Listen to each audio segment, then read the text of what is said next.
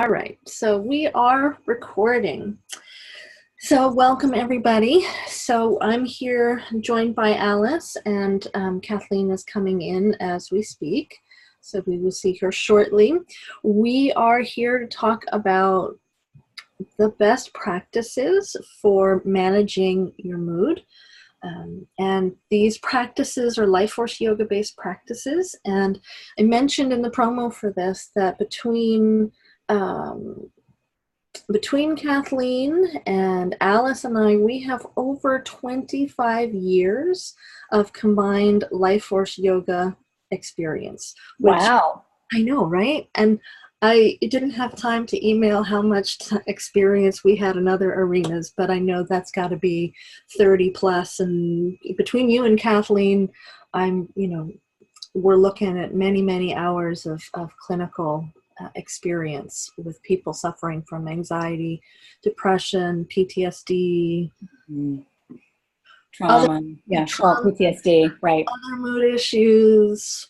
It runs the gamut. And so I'll just quickly introduce myself. I'm Rose Kress. I'm the director and the owner of the LifeForce Yoga Healing Institute. Briefly, I've been teaching yoga for over 15 years, and all of that's basically been LifeForce Yoga. That is my experience as a teacher, is with LifeForce Yoga.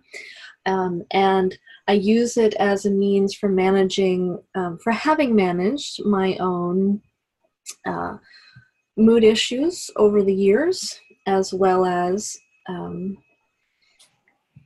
ongoing issues. So here we've got Kathleen. Hi, Kathleen. Oh, she's muted. She's muted too. Okay, I'm trying to unmute.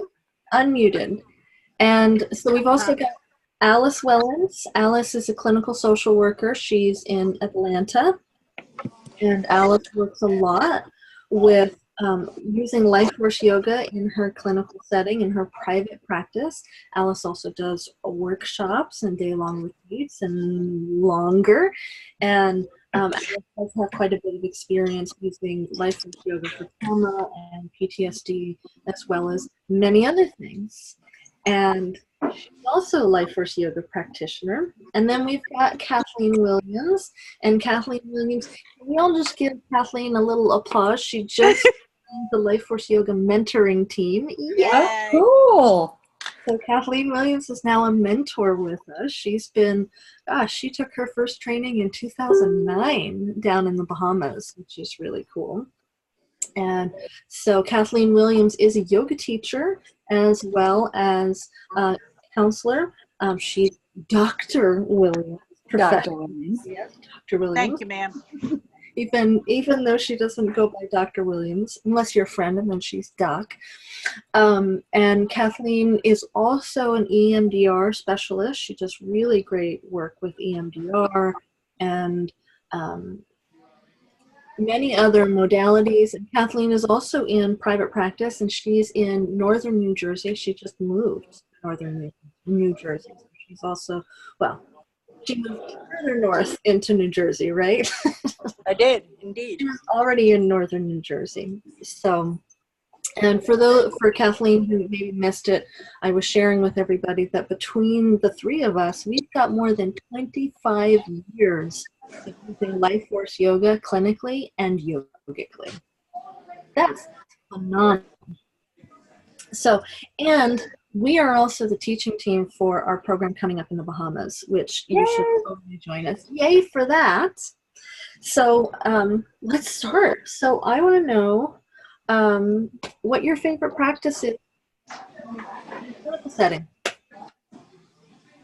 I know. So is Alyce going first? Sure, Alyce, go first. You want me to go first?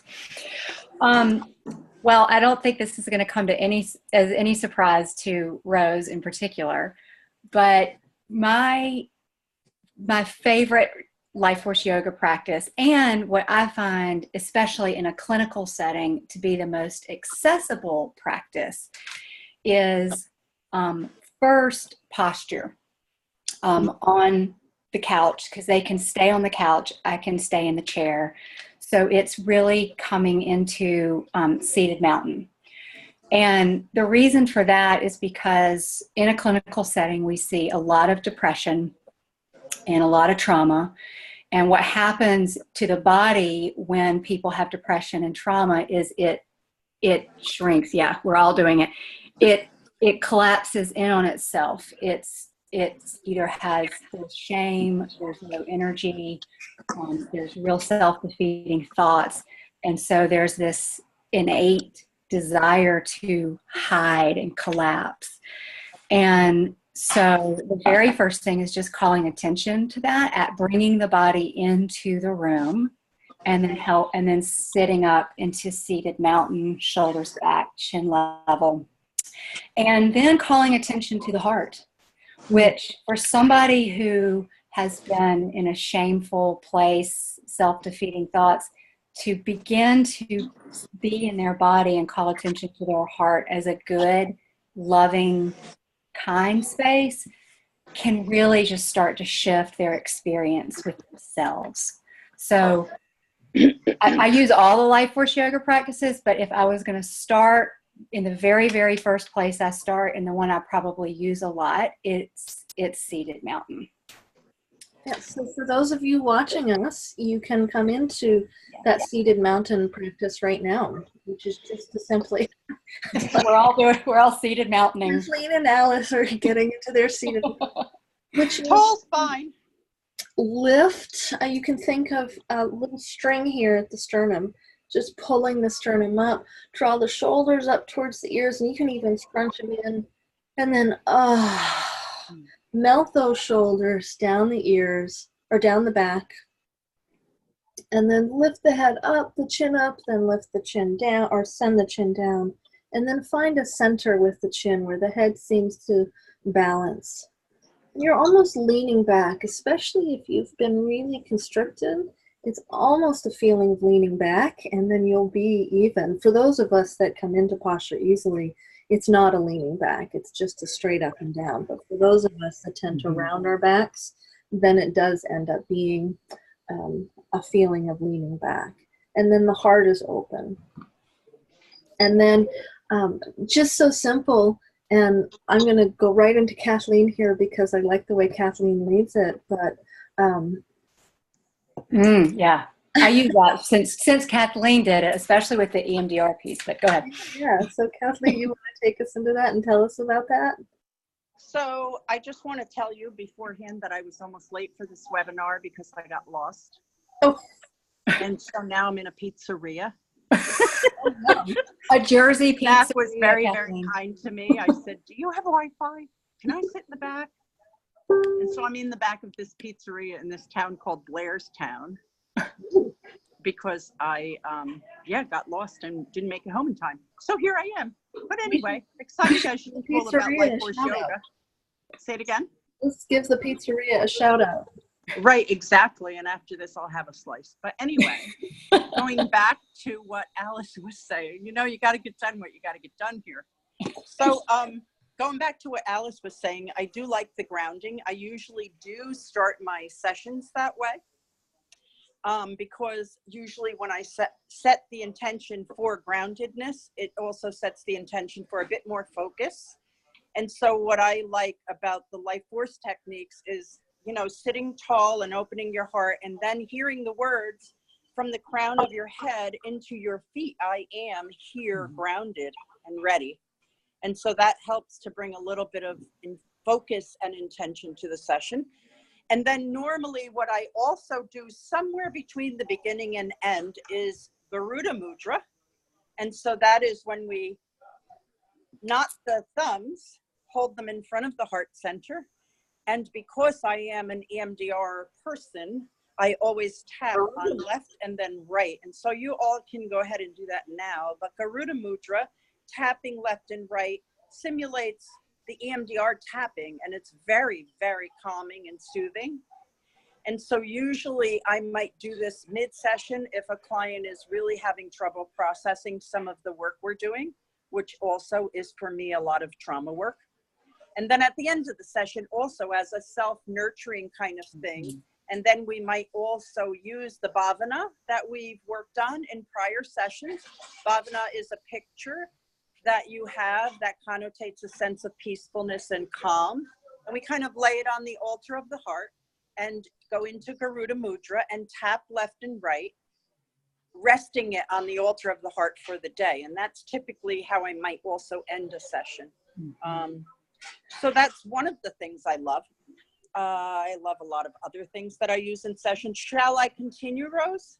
Well, I just wanted to pop in and say that for those of you, I have, after having learned this from Kathleen, we've always used Arruda, which means Eagle Mudra, which is a mudra that helps to nourish the heart and open the chest. And so we've always used it, and we've used it with the sound of yum, which if you want to just try that to see what that feels like. I like that too, yeah.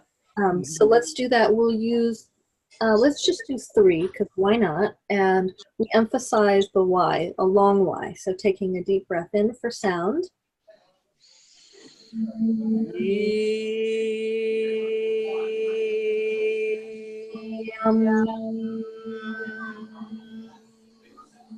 Again.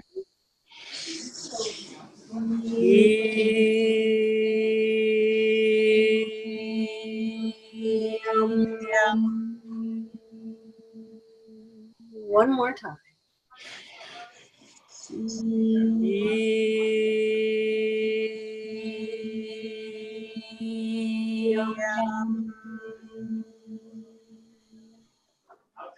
Oh, that really was so goes nice. Pizza.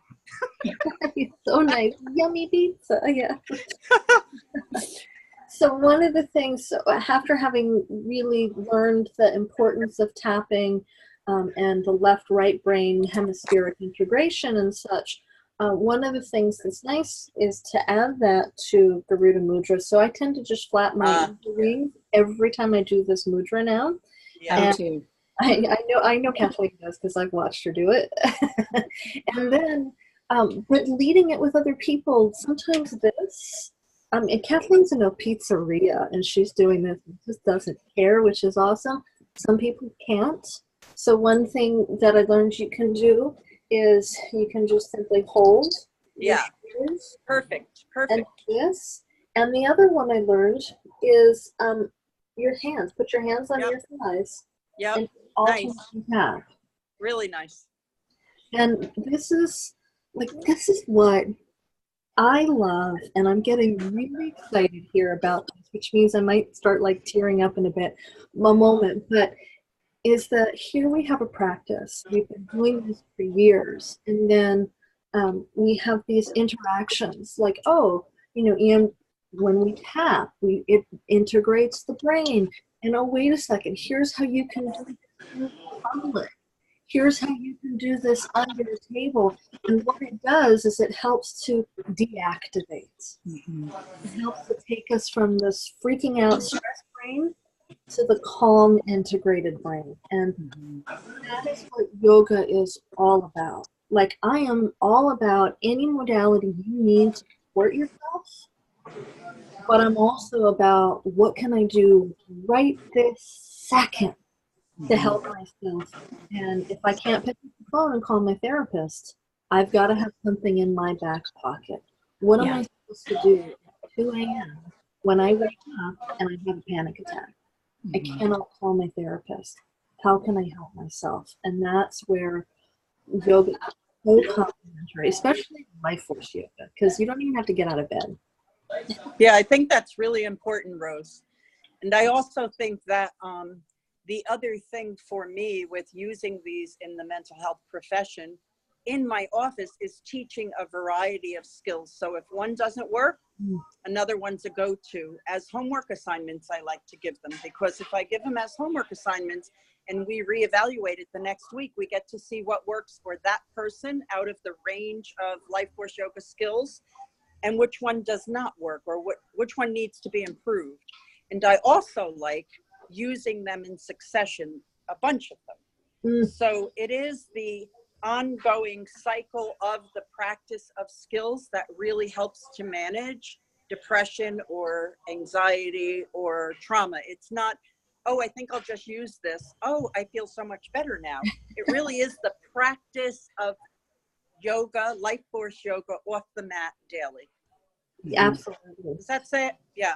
It does. I want to share, Kat Larson says that she appreciates the many options of Garuda with the tapping, the sound, the imagery offering, lots depending upon what needs to be met. It's excellent. And Kat Larson, for those of you that are watching, Kat Larson is based in Maine, and she's a 12-year LifeForce Yoga practitioner. Wow. And Meryl Black, she says, I do it now too, the tapping with Garuda. Thanks, Kathleen. Yay, Meryl. Love adding the yum. I'm going to add that now too. And Meryl is in New York. She's got a great center that I've taught at more than once. And Meryl is, she's been doing it for a number of years. And I just want to give a shout out. We've got a lot of LifeForce Yoga practitioners watching. Anna Maria. Very good. Very good. Yeah, very good. We have people, like, combined, all of us here, we've got hundreds of hours of experience applying thousands of hours experience, hundreds of years of experience applying LifeForce Yoga. So I wanted to share a favorite grounding. We've talked about grounding, a favorite grounding mudra. And that for me is, it's Adi Mudra. So we bring the thumbs into the palms of the hands and wrap the fingers around the thumbs. If you are somebody who has arthritis and can't do that, you can touch to the edge of the thumb. It can be very, very light. It doesn't need to be all the way around. And then you take the knuckles and place them down on the thighs or the knees with the elbows nice and long. And then relax the shoulders down. This is my go-to anxiety mudra. Love it. Yeah, love it. And it's a mudra like I mentioned, waking up in the middle of the night with a panic attack, or waking up in the middle of the night and just being anxious about anything. When that happens to me, I do this. If I'm overthinking stuff, which, who doesn't overthink sometimes, right? This is how I go to sleep at night. And I taught this I was working in teaching yoga in Tucson. I'm now in Oregon. But I was teaching yoga in a rehab facility for veterans. And they were mostly veterans, many active duty. And so I taught them this, and I taught them the sound lum, we did the sound of O with it, with grounding, and a grounding image. And I mentioned, this brings us into stillness, but I also mentioned with them that it's good to help us ground and calm and deactivate. And one of the patients came up to me and said, I so love this class, and I really enjoy this one. When we're in our group meetings with where they're processing PTSD, and I get kind of up, I just stick my hands under the table, and it keeps me so calm, and it keeps me from getting really reactive in those sessions. And I thought, well, a success story, that's enough for me. Really Rose, nice. I also like how you've talked about using Adi Mudra in the night when you wake up, when one wakes up, and if they're feeling anxious or dysregulated in some way, they can just very easily just go into Adi Mudra. And I always share that with clients too. It's so portable. These practices are so portable, which is so helpful for clients to have accessibility to do this anytime, anywhere. Yeah, totally. Yeah. Pocket yoga. Pocket yoga, right. Especially with the mudras. And they like that. They really like that. The other thing that I find in clinical practice is a lot of people have, if they have depression, anxiety, trauma, or any abuse history, they have a lot of shame about what they're thinking and feeling, and about their body and how their body has responded over the years. A lot of the trauma therapists talk about, the body becomes the enemy. I hate my body. I hate my mind. Why am I like this? Which is a shame place to be. And so these practices really alleviate shame and help clients learn that this is your body having natural reactions to different things. And it's a central nervous system story. And we can learn to target when you're in a sympathetic response and how to move you to a parasympathetic response and what tools work best for you when. And it's really, really nice to help clients have options of things they can do, not take a pill, not, do something to themselves, but actually help regulate their own mood with their hands, with their breath, with sound, with the body. It's really amazing. Mm-hmm. Mm-hmm. Taking their power back. What? Taking their power back. It creates a much more empowered place, which creates a much more integrated system instead of this dysregulated, disintegrated, system. So. And we're talking here, this may be an extreme case for some of you, but really take a step back and look at our lives. And how many times during the day, on just a typical day, do you feel destabilized by something? Do you feel thrown off by something? And you don't have to have a trauma history, PTSD, anxiety, depression, bipolar, any of that. Right. Anything can throw a person off. You can see a car accident on the side of the road and get so distracted by that you can barely draw yourself back to your center. Yeah. And also just going through a difficult time in life, moving or changing a job, or, maybe something's going on in your relationship or your family. One of my favorite LifeForce Yoga pieces is just the cueing to the heart so often, whether it's in Adi Mudra or whether it's just a verbal cue. I really love how it always incorporates a cueing to the heart, to our good and kind heart. It's very, very comforting. So what's the breath we love?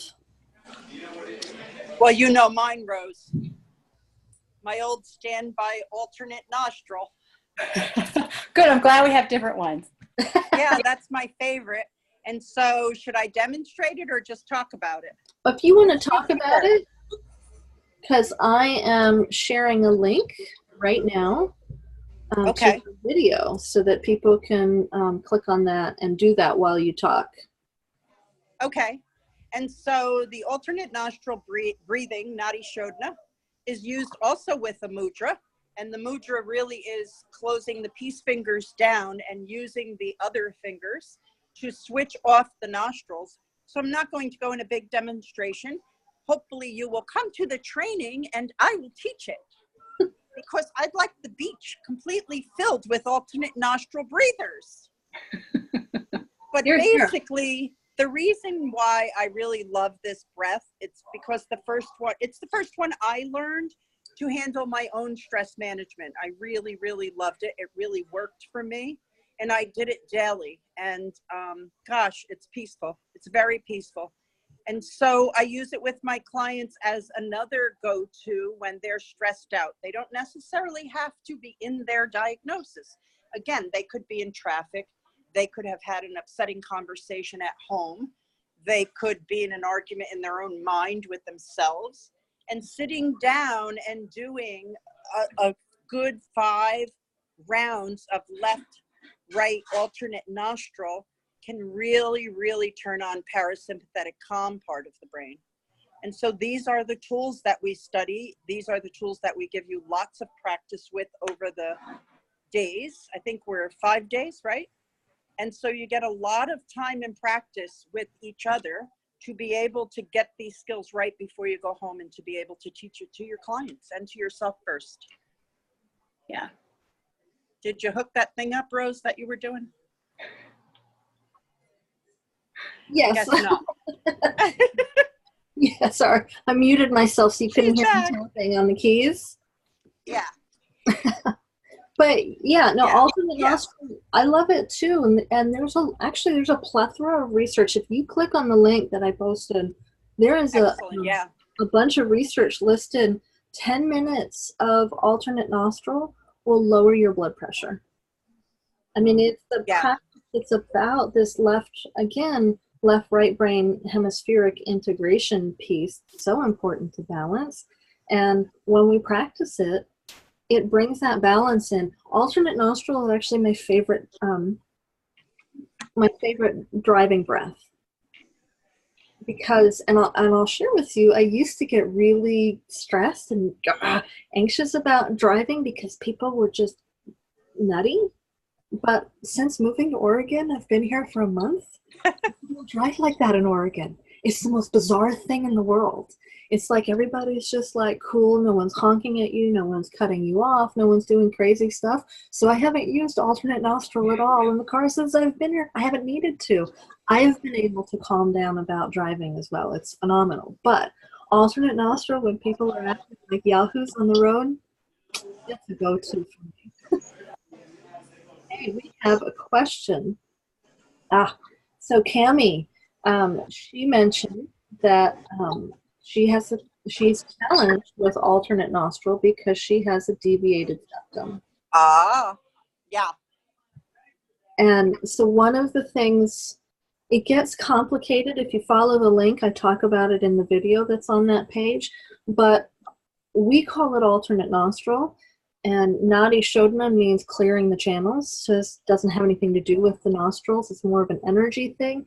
So one of the tricks with it is to place the hands up here on the bridge of the nose and not to worry about the breath shifting from nostril to nostril. And really just to do, inhale, imagine the breath going energetic. into the left. Place the fingers on the left nostril, exhale, imagine the breath traveling out through the right and going back and forth like that, and you still get benefits from it. Sue Teb, also LifeForce Yoga practitioner, says it's her favorite meeting breath, as in a meeting, prior to a meeting, after a meeting, and road breath. I love the new name. I like the road breath. I know, we should start calling it that. That'll be great. We'll call it the road breath. Road breath. That's fantastic. So, any other questions people have? Any comments anybody wants to make about alternate nostril? Anything else we haven't said? I'd like to reinforce one thing. Sometimes people have asked me, why is the training so long? And so I just want to respond to that a lot of these practices go hand in hand with the other ones. And so it's learning a whole regime for treating depressive mood or treating anxious mood. It's not one isolated item. It's a practice. And so we teach you the practice over 5 days, sometimes 7, and we put you in dyads so that you can really get a lab approach to it and you go home confident. And so it's necessary. I think the 5 days is not too long, nor is the 7. It depends whether you're doing module A and B and just one or the other. Save that for a rainy day. But anyway, I think that's why, that you can't just take a 1-day seminar and go back to your office and think that you have it down pat, because I don't think that's the case. It never was for me. I needed lots of practice and I needed a self-practice first. And so it's not yoga on the mat. It's life yoga to change your energy system and to do it daily in a practice that's different than postures. Mm-hmm. Thanks for letting me share. Yeah, no, I think you're absolutely right. We need time with these things, and we need time to retreat. Yeah.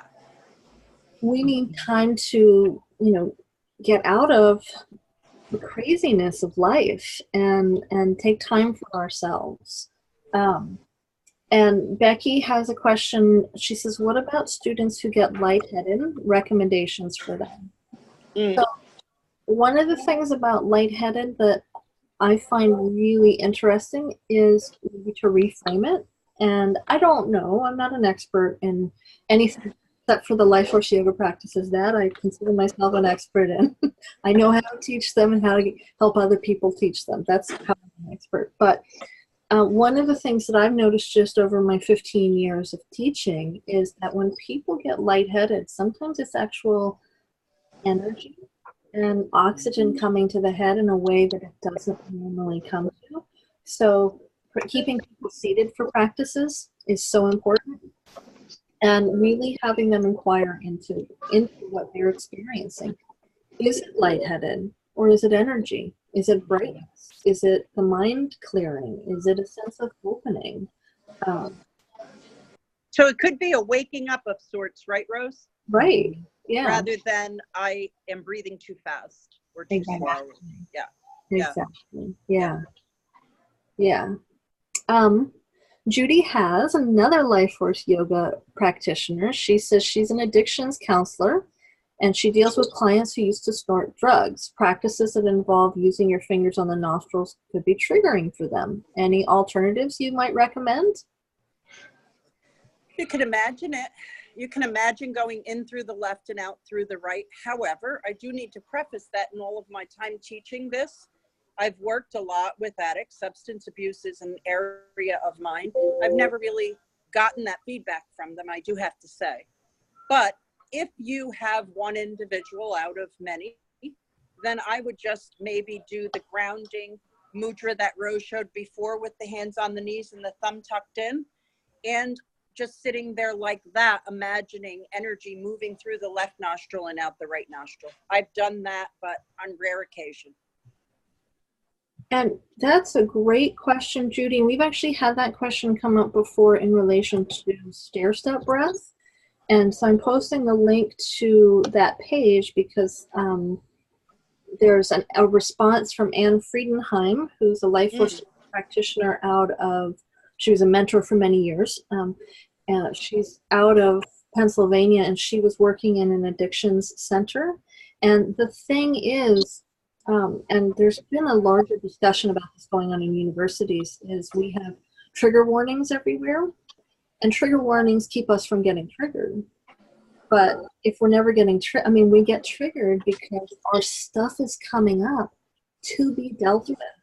So in a situation like that, teaching them how to deal with the trigger of it, teaching them how to reframe the experience of it so that they're not triggered, because guess what? They're going to be touching their nose for the rest of your life. Can we teach them that touching the nose means doing a different kind of breathing practice as opposed to this is what it means to snort? So being triggered is okay. Yeah. And I want to just say something about that is that also might depend on where they are in their recovery. You know, if somebody's in very early recovery, there's probably not a lot of coping skills to deal with their triggers. But if they're in later recovery, they probably have more coping skills and can do something like you're referring to, Rose, having reparative experiences and creating new neural pathways and new energetic experiences around old triggers. So I would probably think about where are they in their recovery and also meeting them where they are. One of the breaths that I use hands down the most for myself and in my office is breath of joy. Because my mentor, Kathleen Williams, taught me breath of joy at Shivananda in the Bahamas 3 years ago, Kathleen. So I'm brand new to this. I just want to say, I'm in here with these mentors and teachers, and I'm just really in awe of being in the presence of you guys. So I'm grateful to be here. But breath of joy I love because first, I love the name. I think that immediately invokes a very positive experience. People often smile as soon as they hear the name, and that begins a process. You know, the lips are turned up, they're smiling, there's a relaxation that happens there, some dopamine gets dropped in. So we're immediately engaged in a positive way. I also, because in clinical practice, we're sitting all the time, and breath of joy allows us to stand up. And that takes us out of our normal frame, which creates a whole new conversation between myself and my client. It creates a whole new level of work and trust and movement. And those conversations can be really, really rich in the psychotherapy process. So excellent, yeah. And I always try to talk about breath of joy as a way to get kind of everything at once, because you're moving, you're breathing, you're using the seed sound for the chakra, lum, you're grounding. So it's a way to get a lot of things at once. And I like to tease that it's like putting kale in your smoothie. You know, you're like sneaking things in while you're just standing there waving your arms. And it's really, really a wonderful practice. It gives you that nice 3-part breath that I think a lot of people, if they hear breathe deep into your diaphragm, they immediately resist. Yeah. So it's a way to just get that nice 3-part breath, grounding with the seed sound, lum, for the root chakra, and moving and moving your arms and standing up. And it's just wonderfully restorative. I use it like if I'm having a midday slump, I'll stand up, I'll do a few rounds of breath of joy myself. And it's just incredibly refreshing. It's also great for Northerners dealing with seasonal stuff and seasonal affective disorder. I know that Beth Toomey was watching when we started, and she does breath of joy a lot because she's up in Canada. And she's really north. Yeah, she's really north in Canada, and so bringing in that brightness and that lightness. I did post a video, a post to the website, so you can go watch that. And then Becky asked a question about breath of joy in individuals diagnosed with bipolar. And I will say we do talk about that quite a bit in the training. And the real key with using all of these LifeForce Yoga techniques with anybody, but also with people struggling with bipolar, is you have to know the person, and everything works in moderation. Right, well, and then you try it, and then all of the practices work in moderation. Not everything works in moderation, because my brain went immediately, Mercury doesn't work in moderation. Rose. Neither does booze. Neither does booze, right? Well, I'm not going to go. I mean, I know how you and I feel about that, but some people use a little bit of wine at the end of the day. So, but yeah. Well, we were talking about addiction and substance abuse. Yes. Right. Not moderation. To take it out of bipolar in particular, the nice thing about breath of joy, and Rose, you and I talked about this recently, is if you're feeling heavy and dense, a lot of dense energy, it has a nice way of shifting that. So more of that tamasic mood. If you're feeling anxious and kind of jittery and overstimulated, it has a way of meeting that mood as well, a more anxious mood. It kind of burns it off. And then, of course, ending it with standing mountain and cueing to sensation, and then I am here. So it can meet either mood, and to help people cue into that when I'm working with them helps them start to learn where their mood is before, and then where they're holding that energy before, and then what they're feeling after. And just having that, them to be able to start to track that on their own after using one of these practices is really, really powerful and empowering. So one of the key features of breath of joy is that it's done standing, but there's a bounce in the legs because we're coming into a chair pose. So you get the elevation of the breath, but then you have a sound like lum, which is grounding, and then you are engaging the big muscles in the legs, the quad, which help to ground emotion, help to work emotion through us, but also help to ground some of that energy. So the way it's practiced, and it's not,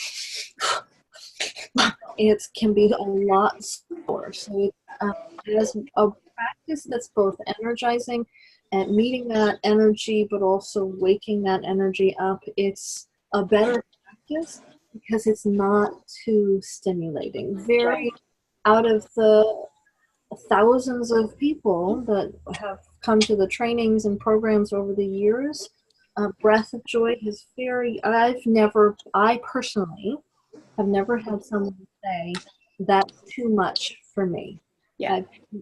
Is it a possibility? Absolutely. But I personally, with over 1,000 individuals doing that with, have not seen that with just a breath of joy practice where we've done it 10 times in a row. So I'm open to that possibility, but that has not been my experience. So, and I think you can slow it down. Yeah, you can pace it. Yeah. Well, just what you were saying, Kathleen, you can pace it, and that helps you again tune in. Where is my mood and my energy? What do I need right now? How slow do I need to go? Do I need to speed that up? So again, you're constantly having that internal assessment of where is my energy, where is my mood, what can I do to get myself in more of that sattvic or more of a balanced state. And I think that the therapist also has to cue it, because I personally think that for bipolar, you have to be careful with Kapalabhati. I've never experienced breath of joy. And if the therapist is cueing it and reading their client instead of doing it with them with eyes closed, you're going to see if there's an issue, and you just slow the movement down. Yeah. And that's therapeutic. As a caveat here, and we are not teaching Kapalabhati really as a part of LifeForce Yoga anymore. There are many people running around with trauma, nervous system disease, nervous system injuries, and trauma is a nervous system injury, and too many undiagnosed issues, or where people don't know that they're suffering from something like that. Kapalabhati is just too much anymore, and it's a safety issue, so we don't teach it as a part of the training anymore, because I agree. As the owner of LifeForce Yoga, and director, I get to say things like, there are too many safety issues with that, and that's no longer an appropriate breath to be teaching, so we don't anymore. So, but I know we could go on forever with this, and it's fun, and I've been couldn't we? Yeah, we could. I think we will in a few weeks. Loving all of the questions. So I just want to take a moment and invite you all, and I've posted the link in the comments, and we'll post the link again later. But I want to invite all of you to join us May 20th to the 24th in the Bahamas. Come on. Bahamas. I know that butts right up against Memorial Day weekend, which is great. Now you can have not just your 3-day weekend, but you can have a 5-day week beforehand. Self-care, self-care. Self-care. It's absolutely imperative that we take care of ourselves, especially those of us that are actively engaged in working with and supporting others. If you've got any kind of mood issues going on, self-care is important. And the ashram, this is one of the most special places that we go to. It's also got a beach. It's on an island. It's got a beach. We've got time every day for you into the beach, into the water. And even though it's an ashram and you might get I don't know. There's the Atlantis down the beach, Starbucks you can go to. This is key. I want to clear my chakras on that beach with about 50 people. There we go. So the gauntlet has been laid down. So come join us. And for those of you watching on the Facebook, we'll come back in and answer questions in the Facebook as we go. I'm running off to another one of these things, but Alyce and Kathleen will check in on that post. I'll check in on that post. If you've got questions, keep them coming. We're happy to answer those questions. So I want to say a very special thank you to Alyce and Kathleen for joining us. I want to say thank you to anybody else who joined us. And Elena, she has a question. She can't attend in May in the Bahamas. Where? Is there another time? Yes. Delaware. Yes, we've got one coming up in Delaware this fall. That'll be up on the website very soon. We've got one in Kripalu in Massachusetts. So head to, we've got one in January in Tucson. It's in February in Tucson.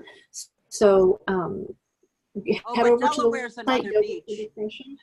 Yeah, Delaware is another beach. I was there last year. I'm not going to be there this year. So Delaware's with Kathleen.